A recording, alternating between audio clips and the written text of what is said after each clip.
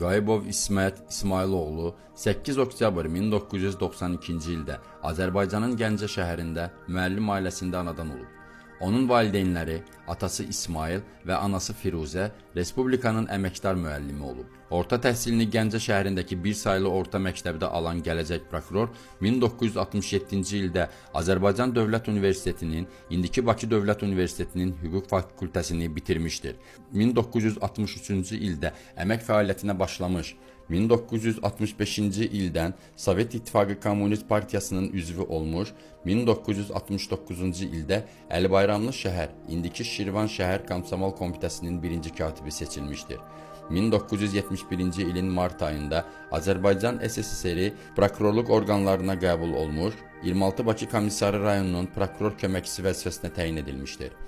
1975-ci ilin iyun ayında Bakı şəhər prokurorluğunda cinayət işlərinin baxılmasına nəzarət şöbəsinin prokuroru vəzifəsinə təyin olunmuşdur. 1976-cı ilin fevral ayında isə Bakı şəhər prokurorluğunun ümumi nəzarət şöbəsinin rəisi vəzifəsində çalışıb.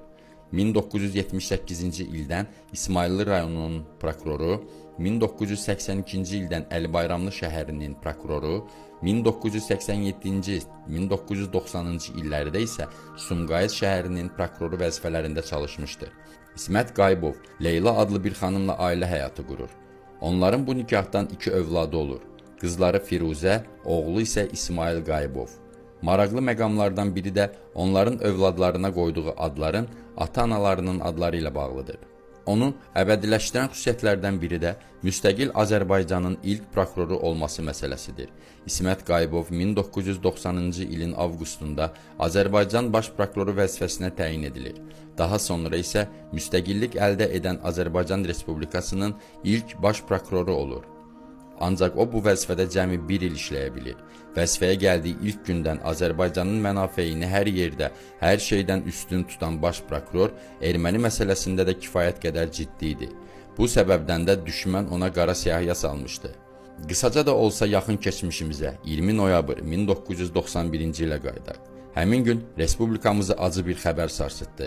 Hərbi vertolyot qəzaya uğrayıb. Şəxsi heyətin və sərnişinlərin hamısı dövlət katibi Tofiq İsmailov, baş prokuror İsmət Qayıbov, dövlət müşaviri Əsədov, baş nazirin müavini Hacıyev, deputatlar Məmmədov, Cəfərov, nazir müavini Namazəliyev, prezident aparatında şöbə müdiri Mirzəyev, dövlət katibinin köməkçisi Məmmədov, telejurnalist Mustafayev, operator Şahbazov, İşıqçı Hüseynzadə, Dağlıq Qarabağ Muxtar Vilayətinin prokuroru Blavski, generallar Jinkin və Kovalyov, Dağlıq Qarabağ üzrə Milli Təhlükəsizlik şöbəsinin rəisi İvanov, Rusiya və Qazaxıstan müşahidəçiləri Lukaşov, Kaçırov, Serikov və heyət üzvləri Kotov, Domov, Yarovinka həlak olublar.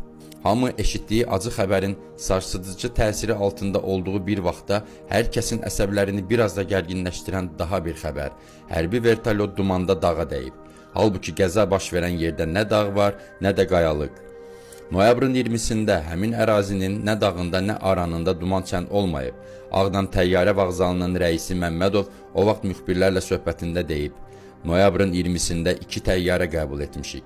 Deməli, havanın uçuş üçün əlverişsiz olması fikri tamamilə əsassızdır. Ağdamın Mərzilli kəndi Martuni rayonundakı Qarakənd kəndi ilə qonşuluqda yerləşir. Həmin gün 1 may kolxozunun çobanı Şəfa Babayev burada qoyun otarırmış. O qəzanın necə baş verdiyini görən bəlkə də yeganə şahiddir. Günorta üstü idi. Vertolyot Ağdamdan Martuni tərəfə uçurdu. Qəfildən güllə səsi eşitdim. İkinci güllədən sonra vertolyotun səsi dəyişdi. Az sonra isə dəhşətli gürültü qopdu. Ara sıra güllə atılırdı. Çox keçmədən göyə qalxan alov dilləri göründü. Axırıncı güllə səsindən az sonra hadisə yerinin lap yaxınlığında bir maşın peyda oldu. O yerlərə yaxşı bələdəm. Vertolyot partlayan yerdən Qarakəndə torpaq yol uzanır. Yük maşını həmin yolla sürətlə kəndə tərəf gedirdi. Hadisə olan yerdə nə hündür dağlar var, nə də sıldırım qayalar, adicə təpəlikdir. Daha bir cəhət, hadisə əvvəllər deyildiyi kimi 16:30-da deyil, günorta radələrində baş verib. Respublika Prokurorluğu xüsusi istintaq qrupunun rəyi belədir. Bir neçə gün idi ki, Martuni rayonunun Xocavənd kəndi erməni quldurları tərəfindən dağıdılmış, əhali kənddən qaçmağa məcbur olmuşdur. Azərbaycan Respublikasının dövlət katibi Tofiq İsmailov, dövlət müşaviri Əsədov, prezident aparatının şöbə müdiri Mirzəyev, jurnalist Mustafayev, deputatlar Məmmədov, Cəfərov və başqa rəsmi şəxslər də elə həmin gün, yəni noyabrın 20-sində Bakıdan Ağdama gəlib, qaçqınlarla görüşüb vəziyyətlə daha yaxından tanış olmaq məqsədi ilə Xocavəndə getməyə qərarı alıblar. Fövqəladə vəziyyət rayonunun komendantı Jinkin, vilayət prokuroru Plavski, Dağlıq Qarabağ Muxtar Vilayətinin Daxili İşlər İdarəsinin rəisi Kavalyov, Dağlıq Qarabağ üzrə Milli Təhlükəsizlik şöbəsinin rəisi İvanov elə bu məqsədlə Stepanakert-dən Ağdama gəliblər. Baş prokuror İsmət Qayıbov, nazir müavini Namaz Əliyev isə artıq bir neçə gün idi ki, Ağdamda idilər. Beləliklə, necə olub ki, bu qədər məsul adam eyni vaxtda, eyni vertolyotda olub? Respublikanın və fövqəladə vəziyyətin rayonun məsul işçiləri, Rusiyanın və Qazaxstanın müşahidəçilər qrupunun üzvləri Xocavəndə getmək, dağılmış, yandırılmış evləri öz gözləri ilə görmək, müvafiq tədbirlər müəyyənləşdirmək istəyirdilər.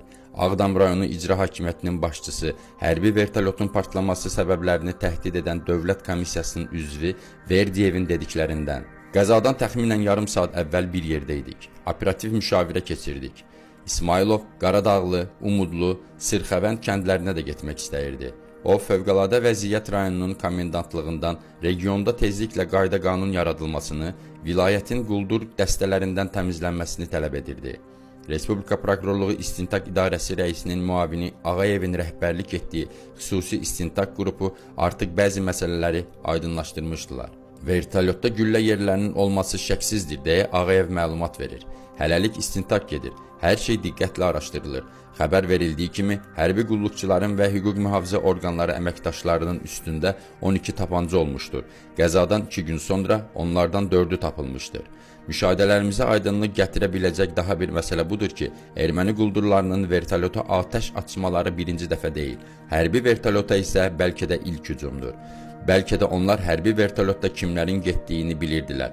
Araşdırmalı, aydınlaşdırılmalı çox məsələlər var. Yeri gəlmişkən deyək ki, qara qutunun hansı əllərdə olması hələ də naməlumdur. SSR xalq deputatı Galina Staravoytova həmişəki kimi yenə də uydurdu. Vertolyot ağaca toxunub. Ermənistan Daxili İşlər Naziri Aşot Manuçaryan isə necə deyərlər, kəndirini itirdi. Ona görə də qara qutu Moskvaya aparıldı. Qəzanın baş verməsini araşdırmaq üçün Xankəndində yerləşən Rus hərbi qarnizonunun hərbi prokuroru polkovniki Lazukitin 248-ci maddə ilə uçuşun düzgün idarə olunmaması və insan tələfatı ilə cinayət işi açdı. Polkovnik Lazutkin ilkin istintaq materiallarını düzgün tərtib etmədiyindən heç nə anlamaq olmur.